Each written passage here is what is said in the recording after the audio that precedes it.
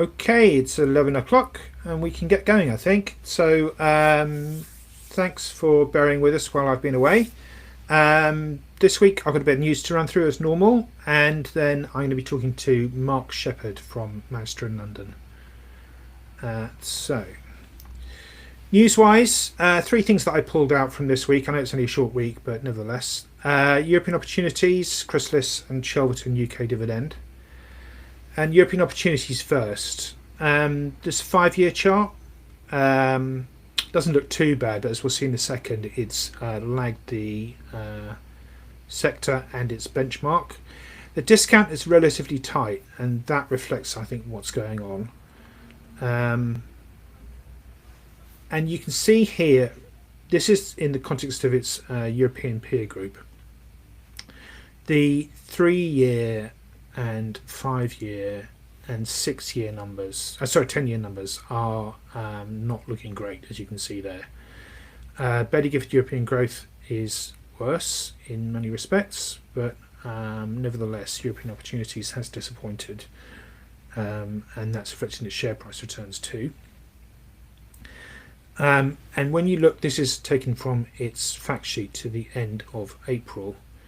You can see that it's lagging the MSCI Europe by quite a margin over most time periods, and you can see that too on that chart there, where MSCI Europe is the grey line at the top. So not great, unfortunately. Because of all that's been going on, it's been trying to tackle the discount and everything else for a while. Saab built up a stake in it. Back in October 2023, it said we're going to do a conditional tender offer that would be triggered if we don't beat the benchmark over the 3 years ending the 31st of May 2026, so this time next year. Saab has still said it would vote against continuation, but actually European Opportunities won its continuation vote at that time. Nevertheless, it did offer an immediate 25% tender at 2% discount then, and that was taken up in full. And then in February this year, it said it would do another one on the same kind of terms. So the details for that were announced yesterday. So the tender's up to 15.5 million shares. It's at NAV, less costs, less 2%. To qualify to participate, you're going to need to be on the register on the 17th of June. There's a meeting to approve it on the 3rd of June. I think they'll just sell through. And the tender forms need to be in by 1 p.m. on the 17th of June. We should know the results of that on the 19th. And the cash, for those that tick the cash box, will arrive on the 27th or thereabouts.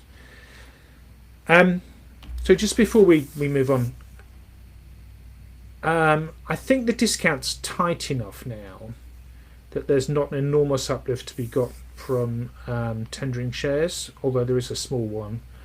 I still think there's a good chance that that's going to be taken up in full, though. We're going to have to just wait and see what happens with that. Chrysalis next, and there's the 5-year chart for that one.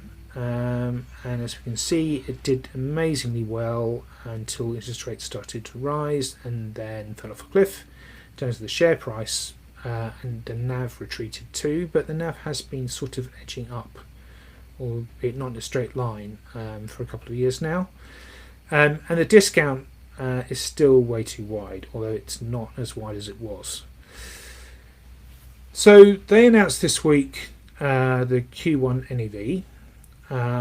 So that was a small drop from the level at the end of December, but since then they've announced they've done another sale, so InfoSum, that added another 1.2p to the NAV. So and most of the fall that we saw in Q1 was actually down to currency moves rather than disappointments in the portfolio. In fact, the underlying portfolio seems to be doing okay. As they say there, about 88% of the portfolio is now profitable break even, and that contrasts with about half that this time last year. The big change recently has been restructuring WeFox, which was being a sort of problem child. But they do think that's now sort of back on more of an even keel. We were hoping that we'd see an IPO of Klarna, and indeed that was all geared up to go before Trump did his thing with markets and basically derailed the whole thing.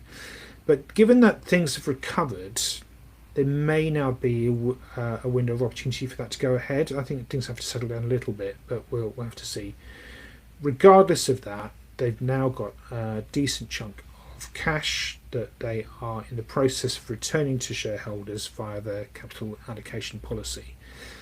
And they've bought back now just about 10% of the shares that they started with since that was announced in October 2023. The total commitment is to return £100 million in total. And even when they've done that, under the existing plan, they continue to hand back at least 25% of net realised gains. And they've also confirmed more than once that they're not planning to make new investments at the moment. So we have seen a number of disposals now, most recently with the InfoSum. These are coming in at premiums to the carrying value of these things, which is all good. As I say, Klarna, if it happens, would be transformative in terms of freeing up the cash, although we don't know, there's no way of knowing what sort of price it's going to fetch, given the volatility of the markets, but there it is there. So I do kind of think that is starting to work. I mean, with all of these funds, the growth capital type things, they do tend to have problems that come to light quicker than things come good.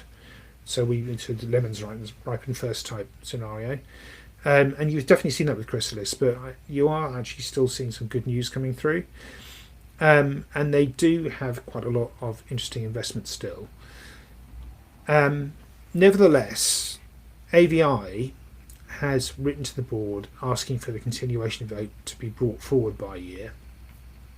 And it wrote a letter and got that co-signed by investors who collectively hold 27% of the votes.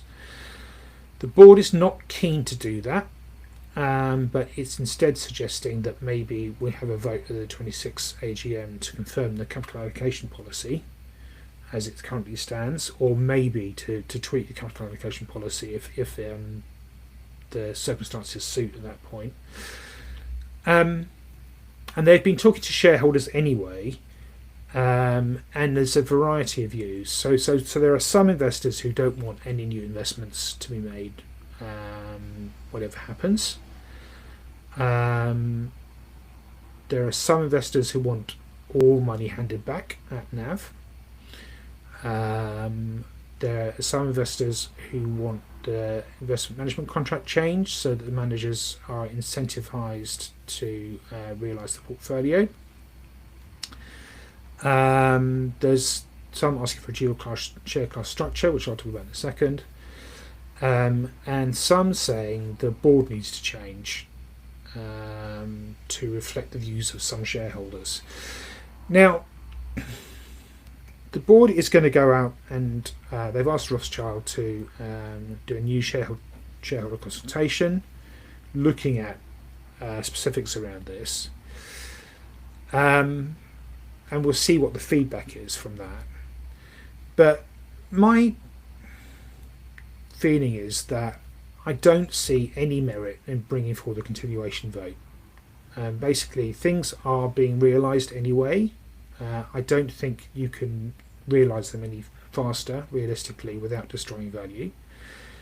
I don't see that there's any upside in just flagging Chrysalis as a forced seller of assets. I don't see why anybody would have a problem with the existing board. They've been quite proactive. They've renegotiated the fees, for example. They've put in place this capital allocation policy. They listened to shareholders and done stuff, and they're clearly open to talking to them again. So I don't see why you'd need to change the board at this stage. The only thing that I do wonder is whether once you've achieved the 100 million return target, whether you could think about asking investors do you want to create a realisation share class? So basically, you'd run two portfolios effectively. I mean, the same portfolio, but two sort of lines. One where all the money would be returned to shareholders and a realisation share class, and one where new investments would be made. I think there's a good case for Chrysalis to make new investments. I think the managers have demonstrated that they can identify interesting companies that are worth investing in. But I think that needs to be put to shareholders, and they need to make a choice. I think 10 years from launch is 2028. So in the run up to that, so 2027 is the right sort of time to be asking those sort of questions and making those sort of decisions. And I don't see the point of trying to rush that. Chelverton UK dividend, tiny trust now, 30 million market cap, relatively narrow discount, very high yield. But it's always been run with this structure where it's had gearing in the form of zero dividend preference shares, and they help enhance the income. And they've been running this sort of basically launching a new zero issue every time the old one matures. They've been trying to do one now in April, and it failed. And that's really down to the volatility of markets. Although it's quite surprising given how high the gross redemption yield that they were offering was, 7.5%. Nevertheless, they haven't been able to get it away. So they've had to repay the old 2025 CDPs with cash, and that is what's shrunk the portfolio down to just north of 30 million.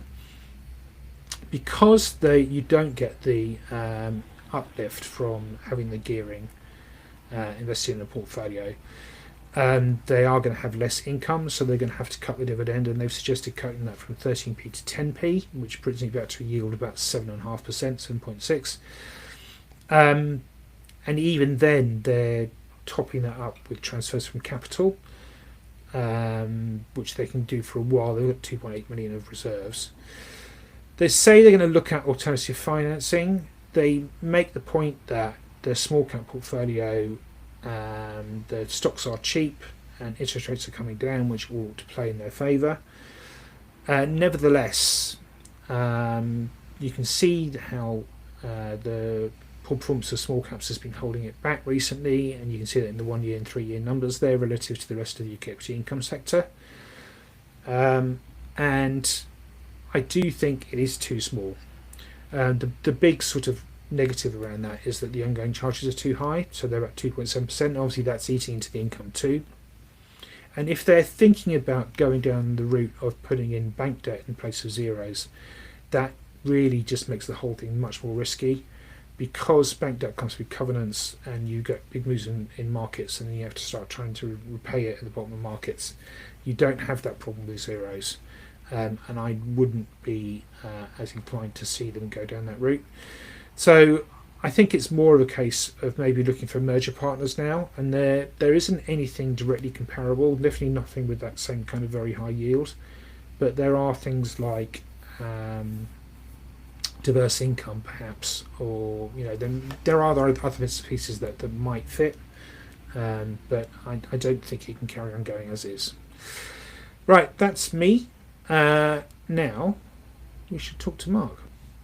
So good morning. Morning. Thanks so much for doing this again. Very pleased to get you back. Obviously people are quite keen to hear about the story, so I'm going to hand over to you for a bit and just let you talk about Manchester and London and how it all works, please. Sure. If we could go to slide 2, please. So I came on your show a year ago, and I sort of gave an overview of sort of economic and financial history in light of technological change. And I basically, on the next 2 slides I show now, which were in the previous presentation, hopefully laid out a compelling case as to why there are always material investment returns available almost every decade from the 250 years that we have seen since the start of the Industrial Revolution in Cromford Mill. From investing specifically in the technological era of the day. Now, you'll be pleased to know I'm not going to go over all that again, but it is on your website, and I strongly suggest anyone who didn't see that presentation, please do log on to James's website, Quoted Data, and maybe watch that presentation, because I am going to give a sort of follow-on presentation now from that, so it may be worth going back to after this presentation. So in that presentation, bottom right of this slide that you can see, we are now, in my belief, and I think most people's belief, the era of AI. And you can see it just starting with that purple line. So if we flip over to the next slide, again in the previous presentation, I highlighted a newsletter we had written, the link of which is a MailChimp link in the middle of that slide. Which detailed our sort of theory on the 4 stages of the era of AI. Again, I won't go into those today. Again, they are on your presentation. But it is our expectation that those 4 stages, as they play out, will lead to extremely exciting growth, both for the artificial intelligence market and for the cloud computing market, which is shown in the charts at the bottom.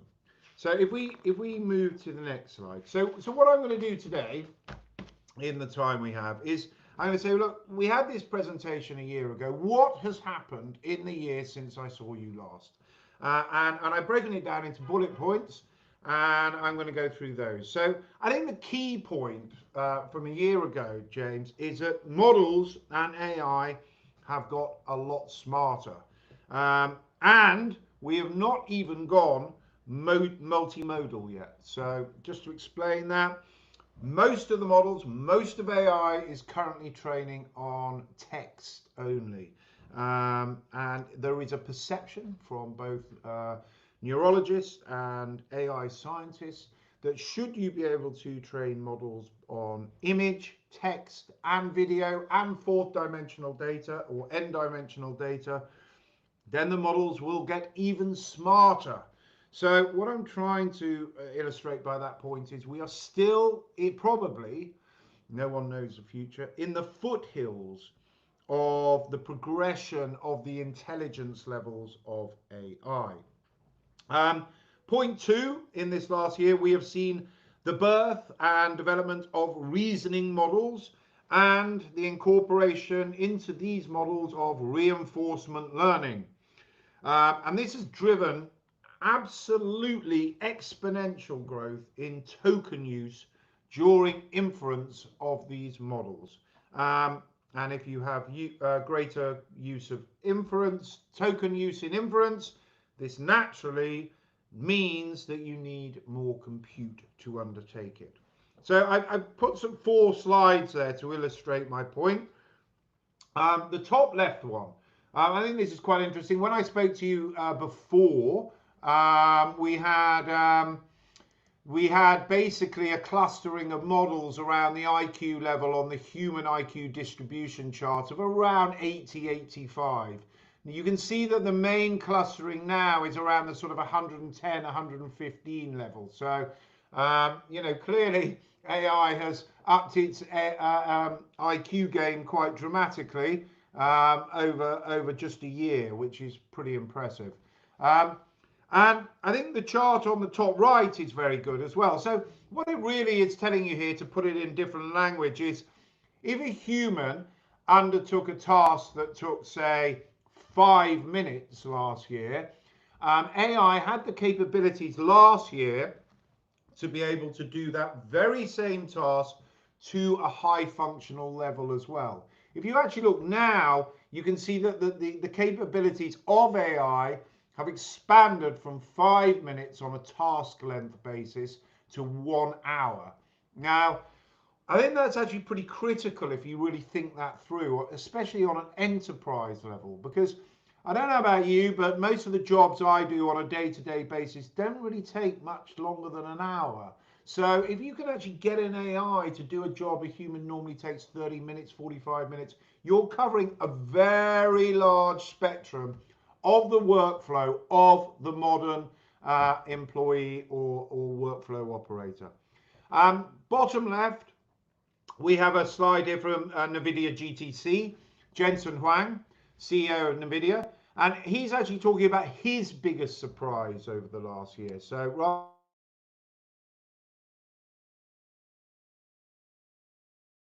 and he says, look, a year ago, we had these traditional LLM models that if it was processing a task, may do that with 430 tokens. But today, a reasoning model will do that with 20 times more tokens. And due to the architecture of the coding of the way that happens, he points out that that actually leads to 150 times more compute. So, you know, the point that I'm saying is the message that I'm giving here is that AI is getting cleverer, and as it gets cleverer, it needs more compute. And really, just the last chart on the bottom right again shows you 4 reasoning models against non-reasoning models, and the compute and the tokenization that they're using in their reasoning and in their answers there. So in other words, AI is getting smarter, it's thinking more, it's using more compute, and it's more functional. So next slide. The other big thing that happened is the cost of inference and training has come down. Now, this was a huge surprise to everyone apparently in January, and the whole world seemed to fall apart and everything. But to be honest with you, this is not a surprise to people in technology. And in fact, you can see actual model pricing has been coming down from 2022 in a fairly organized and predictable pattern. I would point out this is a log scale chart, so this really does indicate that the pricing is coming down quite dramatically. So you can see DeepSeek at the end of that. It has continued to go after that, but I couldn't find as good a chart that illustrates this point. So, but what is most important about that is that it's very like what happened with semiconductors. So we've all heard the sort of analogy of, you know, the microchip that used to run NASA's sort of moon rocket is now basically in your mobile phone.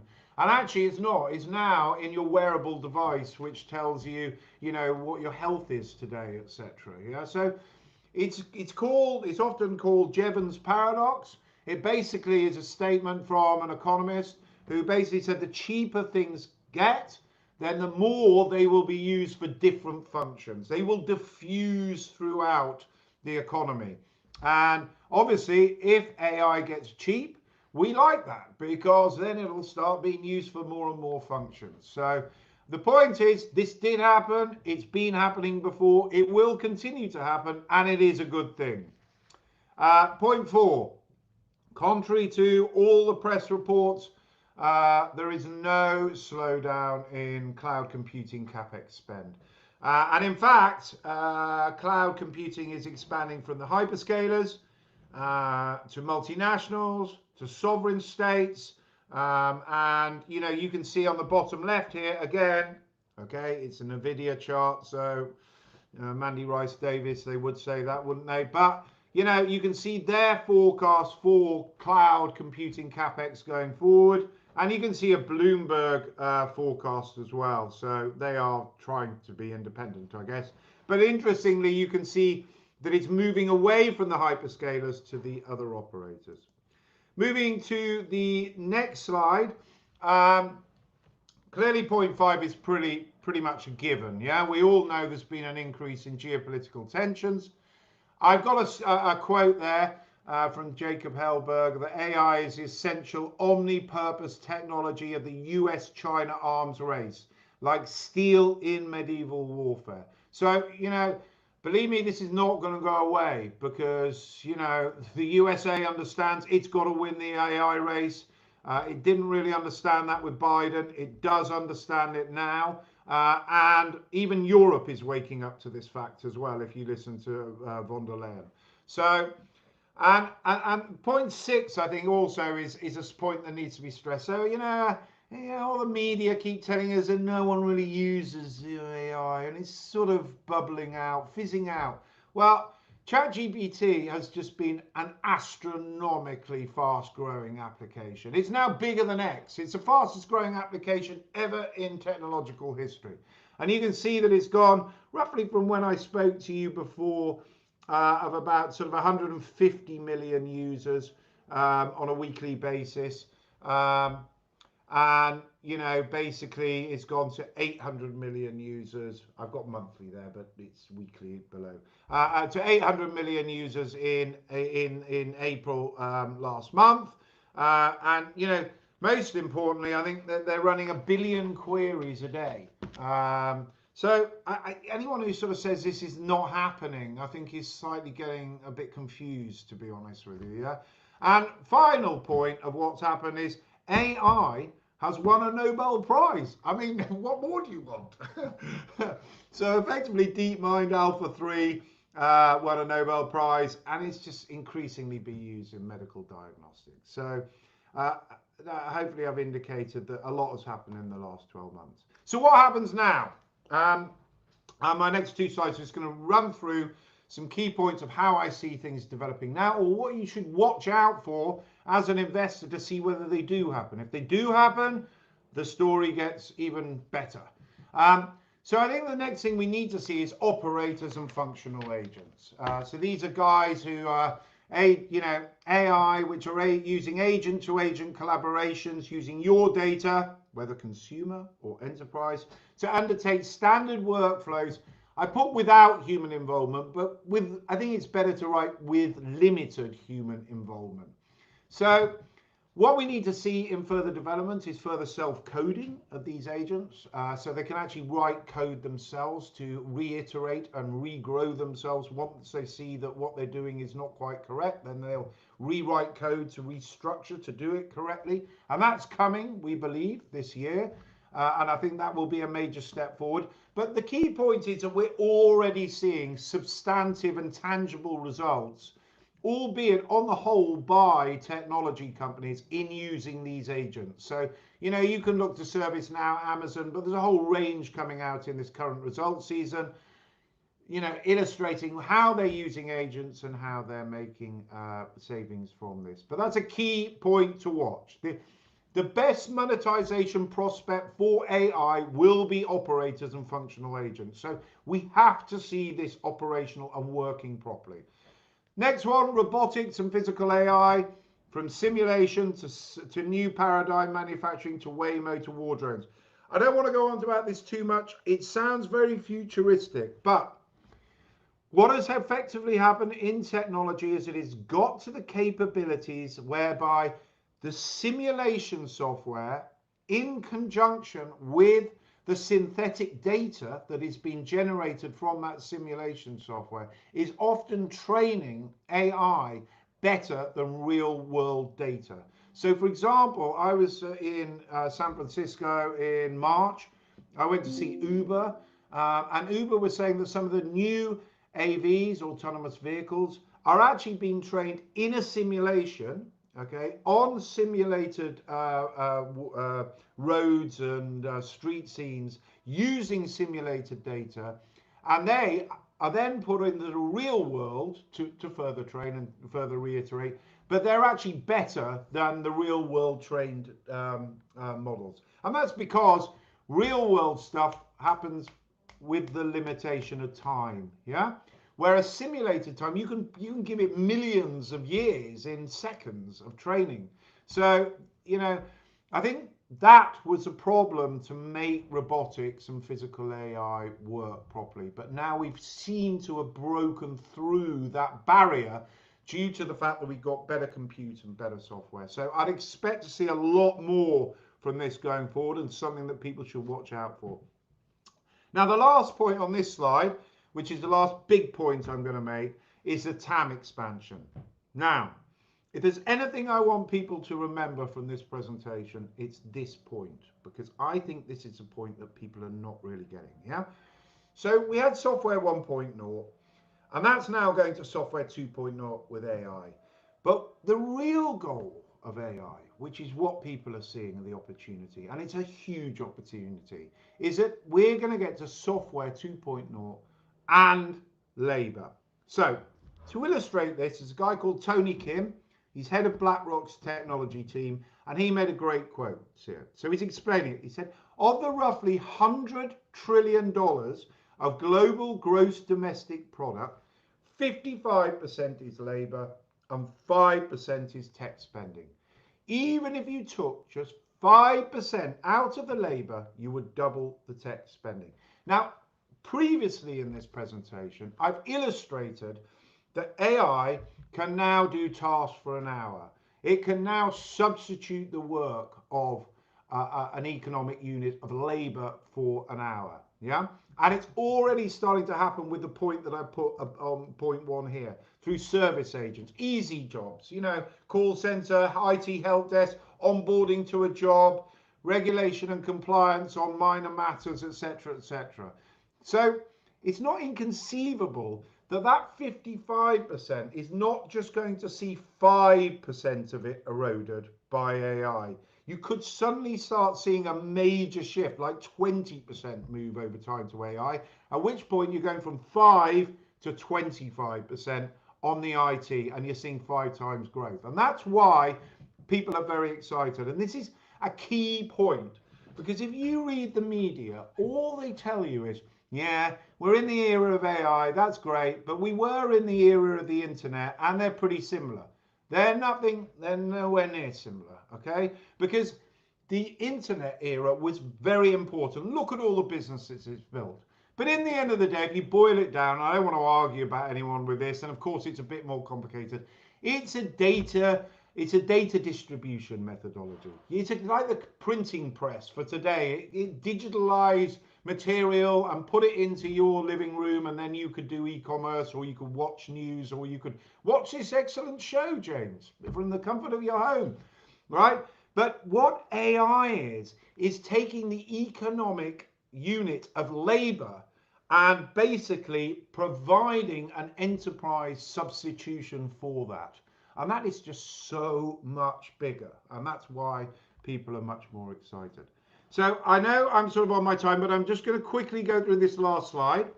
So point 4, we see disruption of huge swathes of software 1.0 and services 1.0.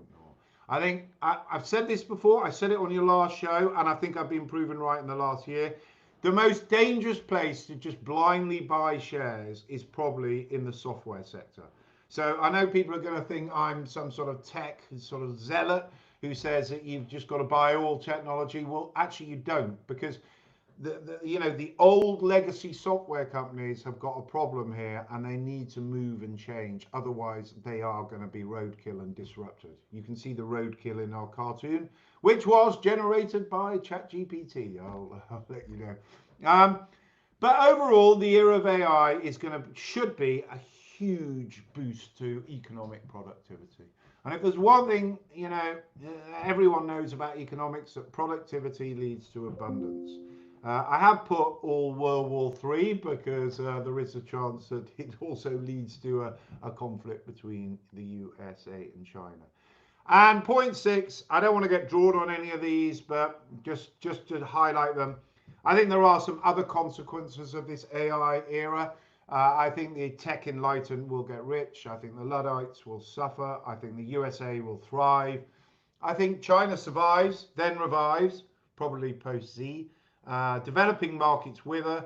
IP becomes even more valuable compared to just commodity goods, services and products and Me Too companies. There will be fewer jobs, I'm pretty sure of that. That's probably going to lead to cannabis and UBI. And I think there's going to be a movement towards synthetic media, synthetic truth, synthetic relationships and trust. That all sounds a bit sort of Illuminati, I must say, but there we go. We can deal with that in a Q&A if we need to. But AI is not going to take over the world. There is not going to be some robot dictator in the future. I'm pretty sure of that as well. So I think that's within my time. So hopefully I've given a sort of roundup of what's happened in the last year. It's been very exciting, contrary to what some people tell you. And I think there's been a fantastic progress. Technological or any development is never linear. And I think these are the things that you need to look for moving ahead. Great, thank you very much, Mark. Very interesting as always. Lots of questions coming through here, actually. Maybe sort of something specific. One thing that we see a lot in the press is about hallucinations and stuff that AI gets wrong and whether that's getting worse. Yeah. Is that something you're worried about or not? I think that's an absolutely brilliant question, James. Now, I'll tell you why it's a brilliant question, yeah? Is that when you make a decision in business, right, you make decisions on the whole based on relative decisions, yeah?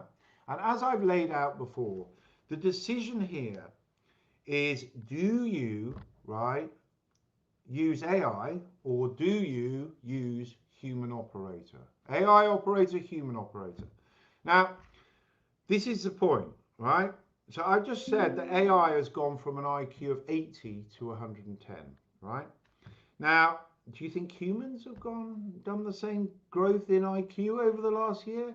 In fact, there is an article in the FT that now has put out some scientific evidence that people in the West, yeah, in the developed world, that our IQs have diminished since the 1970s, right?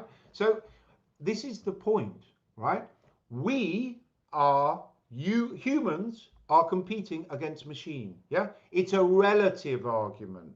We are getting worse. They are getting better. Now, are machines, right? Is AI 100% accurate? No, it's not. Am I 100% accurate? No, I'm a hell, right? Warren Buffett himself, who spoke last weekend, said if you get 52% right on the market, you're doing really well. Yeah, it's one of his most famous lines. So, yeah, of course it hallucinates. And of course, as it gets cleverer and more complex, it's going to hallucinate more. So what?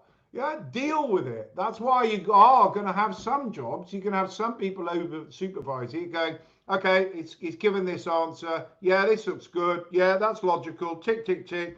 Let's have a sequential software check on that. Logic, logic, logic. Yes, tick. Okay, proceed. Bam. Okay, that looks wrong. Send it back. Yeah. Anyone who asks that question, I just think they're one of these people who must sort of look at themselves in the mirror and think, oh, look how perfect I am. Yeah, I'm afraid it doesn't work like that in the real world. If you present a business person, yeah, a labor human with all their flaws, they get sick, they have all these problems, they make mistakes, and quite frankly, they hallucinate a lot, James, a lot, yeah, especially when they've got some free UBI cannabis. But anyway, or you've got a machine that you know is, and it's actually going to say on the label, this will make 3% errors. So you need to build it into your systems. That's what businesses are meant to have, systems and internal controls, so that you can control, monitor, and manage those errors. Of course it's going to make more, but that doesn't matter because it's like the lion. The lion, you've got two people running away, the lion eats the slow one. Yeah, fair enough. Okay. Now, DeepSeek, you mentioned, and you know the market seems surprised by it. Sort of came from nowhere, but as you suggest that maybe people did see it was coming. Is there anything else like that around that might come out of the woodwork? Are there companies that we just haven't heard of yet that are actually going to make huge strides in this area? Definitely. As that chart shows, you know, these sort of costs are going to come down more and more. Okay. Sorry, it's on slide 5, yeah? So, you know, we saw this all the way through from GPT-3, 3.5, 3.5 Turbo, Llama, you know, everything's going to get cheaper and they're using more architecture. And the better the architecture, the more intelligent the humans are going to be. So, I mean, they use 3 different, to be fair, they reduced the cost for there were 2 things that they did. They basically trained on a bigger model, so you know that's a one-off. You can't pushed the frontier by training off another model that is the frontier. Yeah, so that made it cheaper.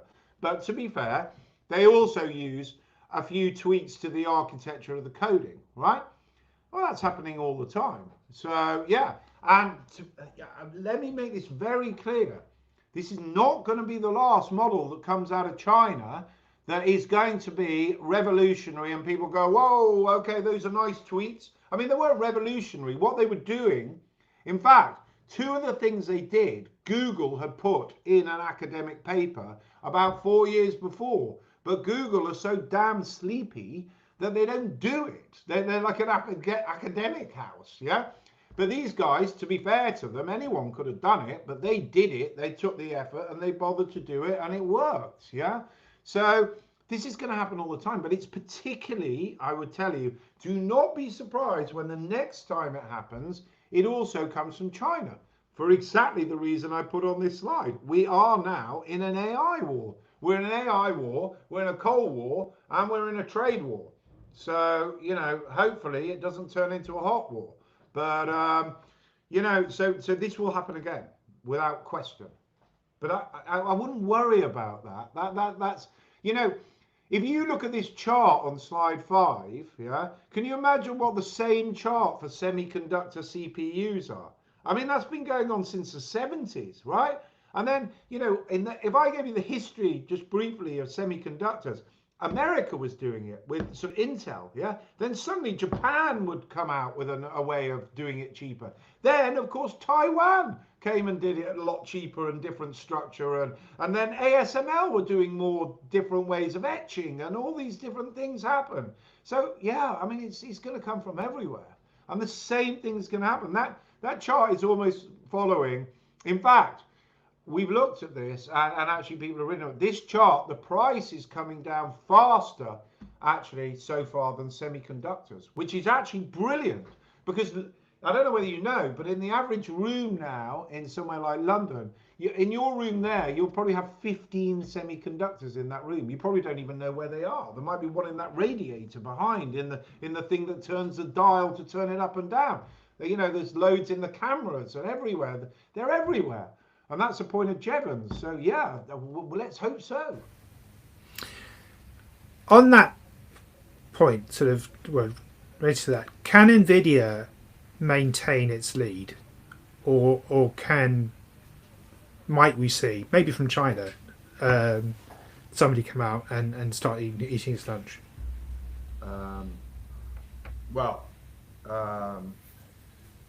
There's several answers to this. Let's deal with, can NVIDIA keep its lead? How long has Apple been leading in mobile phones? How long has TSMC been leading in the manufacture of semiconductors? How long has Microsoft been the enterprise? I mean, we're talking like 60s, 70s on some of these answers, yeah? So, you know, everyone's got this perception that, you know, you actually have these sort of technology companies that come and then die in 5 years or something. They don't.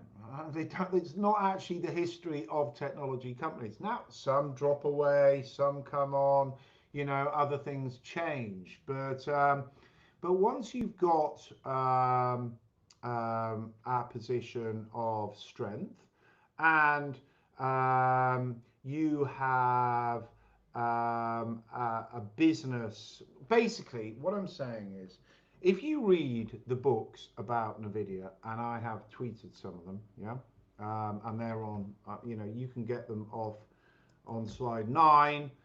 You've got, you know, subscribe to our newsletter. You've got follow our tweets, visit, you know, if you look through our tweets, I'm often quoting books, right?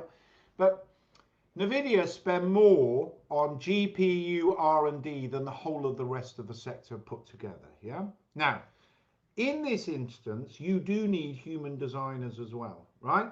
Okay, you design chips and you design the software. Actually, Cadence, who do the software, announced that they were actually doing their next version of design software in collaboration with NVIDIA. But you need the people as well. Now, any tech story, you read any tech story and why they're a success, it's because they build a platform of excellence, yeah, whereby the best scientists who do this particular strand of technology want desperately to work for that company. And that's where NVIDIA is now. So yeah, sure, they can break it down. And by the way, this is a key point that I just said. They are spending far more money than anyone else on R&D. But who, James, could spend more money than NVIDIA? The Chinese government could spend, and they will spend more money, yeah? So, as I keep saying, we're in an arms race here, yeah? But in the end of the day, I don't think they're going to catch up. There's a lot of stuff about Huawei and whatever, and their Ascend chips and all this sort of business, but they're not productive on power basis and total cost of ownership. They're 3 years, 2 years behind. Will they catch up? Yeah, they'll get Joseph. They will chuck everything at it. This is a war. They're going to do the best, yeah? So expect news that they are chipping away. But if you look at the holistic thing, it's all very well, you know, having a, you know, it's like Ferrari put out a car and say, oh, it goes, you know, goes 0 to 100 in 5 seconds or whatever. I'm not interested in cars, but let's say, and then some Chinese car comes out and goes, oh, we could do it in 3 seconds. Well, that doesn't mean you go and buy the Chinese car. It's still a Ferrari, and there's costs of ownership, and there's a brand, and there's, you know, there's a software underlying CUDA. It's so hard to actually program these chips, yeah? And everyone knows the language CUDA, yeah? They don't know the language of, you know, the Ascend chip. So it's gonna, there's a lot of barriers for them to break down. And there's one last point I'd like to make, yeah? What I love, when I go to TMT, I love going to the TSMC presentation, yeah? So this question comes up every time to TSMC. And they say, yeah, of course, any guy in his garage can come out with a brilliant design for a chip, right? Well, what's he going to do with it? He's going to have to come to us to make it, yeah? Now, I've been doing business with Jensen Huang for 20 years. He never lets me down, right? So this guy comes to his garage, he says, make my chips, yeah? Oh, no. Anyway, he's already booked out his chip production threshold now for 2 years. So even if a guy decides it now, right, it's going to be 3 years before he's going to get it into the manufacturing. And how much, if you were running TSMC, how much do you think you're going to give them of your capacity? Huh? Probably not that much. Maybe 1%, even if you're blown away. Maybe 2%. I don't know. So yeah, and then they deliver. It's 1%. They sell it. They come back with another order. You maybe give them 3%, whatever. But how long is it going to take? I don't think so. There's a lot of barriers in this industry. This isn't like Tesco v Sainsbury's. Great, thank you. Now there's the portfolio. I mean, we always get these questions about why the portfolio is so concentrated as it is. Yeah. We don't have to do it again then, do we? But there are, I mean, you do. I'm always interested in what sort of pops in and out. There's some new positions there that probably weren't there last year. What have you been putting in that you think is interesting? Yeah, you're right. I mean, just to answer, I just am going to answer that question because I thought it was quite interesting. I put it in a newsletter the other day, and now listen, I want to make this very clear. Yeah, as you know, I used to own a wealth management company called Midas Investment Management, and one of our top picks, in fact, our 2 top picks for private clients. I sold it 5 years ago, but I found one of our top pick sheet 15 years ago, and the 2 top picks were Scottish Mortgage and Polar Capital Technology. So I love Polar Capital Technology, but I'll just give you an illustrative point. So we got Polar Capital Technologies. By the way, do you use, I'm sure you do, James, but I'm sure, you know, just for your listeners, ChatGPT's deep research function, not the normal function, deep research, is brilliant. Yeah? You need to try this. You click the deep research button and you give it a problem, and it asks you some questions, some feedback, and it'll write a report for you. So we gave it Polar Capital's portfolio, yeah? And we said, how correlated is this portfolio to NVIDIA? And can you pick out all the stocks that have a very high correlation to NVIDIA, both in the business of what they do, so intuitively, and a mathematical statistical correlation. And then can you list those companies that they've got, give the correlation, and explain why intuitively it should be correlated, yeah? Do you know what the subtotal of those stocks was? I can tell you, it was 37%, and we've only got a video of 35. So, go figure. Believe me, my father used to work on the stock market, and he used to say, when it goes bad and things go down, they all go down. They all go down. So, I get that everyone likes diversification, and it makes you sleep well. And quite frankly, I want to sleep well too, and I'd love my shareholders to sleep well too. But you're really deluding yourself. It's all going to go down, unless, of course, something intrinsic to the company happens. And I do understand that that is a massive risk. To answer your question, and it comes out of the reason I said, I am constantly badgered about, diversification. So we're constantly trying a few new things. We buy different stocks. We try to get to know them better. I'm a great believer you don't actually know a stock fully until you own it, because you sort of live and breathe its daily movements, and you sort of get to know how it operates. But I think one of the things that we have moved towards, and I should just shut up now because I'm probably going to confuse the message, but we have moved towards what I would call some sort of more consumer names. Remember, we are a global growth fund, so we're not constrained by what we can do. And we just sort of seen some nice consumer names that we think are actually very interesting moving forward. So Formula One, F1, Liberty, it's called Liberty Media Corp, Liberty Formula One. You can see that it's got a 4 by it and it's 3.36. That's been built up over the last year. Robinhood, which is a trading app. I must say, I do have some experience of private wealth management in the UK, as I just explained, owning Midas, and I don't want to name any names, but it's woeful in the UK. I mean, do you know, if you want to transfer in some money to Hargreaves Lansdown, you have to fill in a paper form, and I posted it to them 3 times and they lose it. I mean, right, so I've just sort of given up with that sort of business model. So I think Robinhood is doing something very exciting. It's offering different bets on all sorts of functions. In America, you can get bets on who wins elections on it. You can trade crypto, you can trade gold, you can do 24-hour trading, which I've been practicing. So market's shut, you wake up at 3 in the morning, you think, I want to buy some Nvidia or whatever. You can in the States. I mean, it's just got so much different fun. It's almost... the FCA, I'm not saying it's a good thing, but I'm just sort of saying it's almost like an entertainment venue. It really is. There's so much going on. If you're interested in the world, if you're interested in how things are happening in politics and everything, there's prices on everything. It's actually very exciting.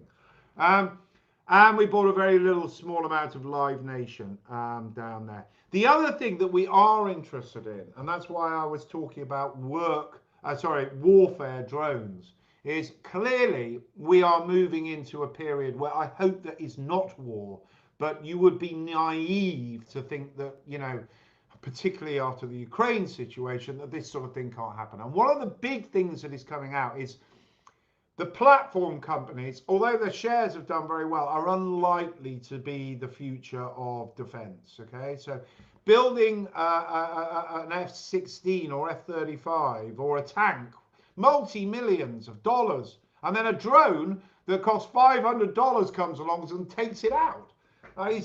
Warfare is going to be different. I mean, there was that great Elon Musk video where he showed drones swarming in a thing, and they're all swarming, and then there's sort of, I don't know, an F-35 or whatever it was comes past and bang, taken out. Yeah. So, and you go and build an aircraft carrier. I mean, how many billions is that? Yeah, and then these swarm of drones just come down and blow it up. So warfare is changing, and I think the Americans understand that. And I think there are some names that are very interesting in that area as well. So we're getting a bit more interested in the consumer area and a bit more interested in in that warfare area as well, just to mention 2 areas. I would remind you that, You know, before we changed the strategy of Manchester and London, when I used to run it with my father, it used to just buy basically consumer stocks. So this is not something new for Manchester and London. Manchester and London's been listed for 50 years. So, you know, we have a history of consumer stocks as well. Can you explain the short? The short? Yeah. Yeah. We tend to try to run our sort of net long position within sort of decent risk parameters. So you know, we've sort of said, and you should not hold us to this because it's not sort of prescribed, but you know, if we think the market's very overvalued, we might get down to, I don't know, 90, 80%, i.e. 100% is fully invested. And when we think the market is getting less fully valued, we might get up to 120%. Can I just point out on this very slide here, you can see I highlighted 13.4 as our EV to EBITDA. I haven't seen it that low for years. In fact, the last time I saw it that low was when Manchester and London used to do consumer staples and stuff, and even then it used to be about 16. So you know, technology is very cheap at the moment. So I think we before this drop, we started overlaying some hedges, right? And which clearly we should have put on some more, but we didn't. But we took our sort of net long down to about, I think it was about 96. So we sort of have 4 cash. And we then, at the bottom, went to about 115. Now I think we're about 111 or something like that. But the point is, sometimes, you know, one of us goes, I really want to buy that stock. And we're like, well, we're 110 or something, and I don't really want to get longer. So what we'll then do is like buy 1%, hedge 1%. We don't want to, otherwise you can get a bit carried away, believe me, and think everything's cheap and you start buying everything, and the next thing is you're about 130 and then you're wrong and the market goes down and it's just a nightmare. So it's just better, if you really believe in it, you're happy to take the hedge. So, you know, if you're not, then you shouldn't be buying it. You know what I mean? Brilliant. We could do this all day, but I think we probably read up there. So that's been really interesting, as usual. Yeah. Thank you very much. And, you know, as I have put on that slide, which you very kindly showed, you know, if you are interested, the best way to watch us is subscribe for our newsletter. We send that about 10 times a year. And, you know, if you do like social media, we tweet quite regularly, which annoys a lot of people, I should assure you. So it's not boring tweets. Great. Thank you very much indeed, Mark. Okay, thanks, James. Cool. Few more slides there, which I shall, there we go, and leave the disclaimer up for a second so you can see that. We'll be back next week, and we're talking to Alex Wright, who's the manager of Fidelity Special Values. But thank you very much for tuning in today, and have a good weekend, and we'll see you next Friday. Thank you.